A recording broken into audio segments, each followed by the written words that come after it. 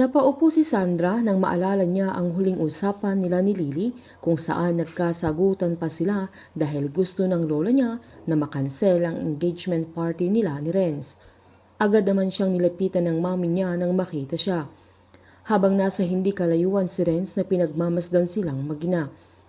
Halos hindi na makayanan ni Sandra ang pinagdadaanan niya, lalo't si Franco ay si Renz ang sinisisi niya sa pagkamatay ng kanyang lola.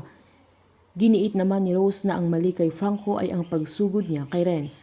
Hindi matanggap ni Sandra na nagagawa pang paghinalaan ni Franco si Renz na naniniwala siya sa sinasabi ni Renz na ganun na kadesperado si Franco dahil ikakasal na sila ni Renz na hindi kayang pakawalan ni Franco ang dilaga.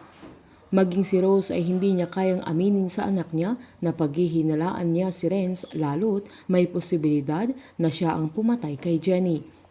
Walang magawa si Rose sa sandaling yan kundi yakapin ang kanyang anak. Habang si Renz ay nag-iisip na naman ng mga susunod niyang galaw na hindi siya mabubuking na sa kanya dapat lahat ang sisi sa mga nangyayari sa kanila. Habang kinakausap naman nila Matt ang mga mag-aasikaso sa burol ni Lily ay saktong nag-ring ang cellphone niya kaya sinabihan niya silang lahat na kailangan niyang sagutin ang tawag privately. Pagkaalis nila ay hindi niya alam na saktong nasa likod niya si Sandra. Sinabihan ni Matt ang colonel na paiimbestigahan niya si Lorenzo Isidro dahil gusto niyang malaman kung may foul play sa pagkamatay ni Lily. Agad uminit naman ang ulo ng dalaga nang malamang pinaiimbestigahan ng daddy niya si Renz. Pinaliwanag naman ng daddy niya na isipin na lang niyang para sa lola niya lalo't naghihinala si Franco kay Renz na pwedeng tama si Franco dahil sa temper ni Renz. Galit namang sinabi ni Sandra na hinuhusgahan nila si Renz dahil sa temper niya at nakiusap naman si Matt na kailangan niyang masigurado kung ano ang nangyari. Pinilit ni Sandra na dapat pa silang magpasalamat kay Renz dahil siya ang tumulong sa lola niya. Lalo't walang ebidensya at walang foul play sa nangyari kaya inosente si Renz.